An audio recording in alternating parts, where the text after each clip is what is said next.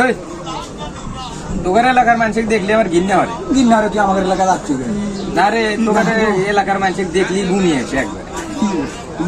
বমি আইসে তুই আমাদের এলাকা যাচ্ছি তুই যা আছে তোকে এক্সপায়ার করছি না আসলি তো ভালো থাকে না। ভালো লাগে না তুই দেখ পারে মন না তুই তাহলে তোর বাড়ি থাকছি একবার দুজনে কল ভেঙে রাখবি। ইয়াল্লাহ বেশি বুঝতেছে খাওয়ার বুঝি দুম না আবার কথা আবার আমার কাছে একটা আমার এলাকার কি দেখলি ভয় আবার কিসের কোন জায়গায় এসে রাখবে বাইরে আল্লাহ ভয় না। আবার কিসের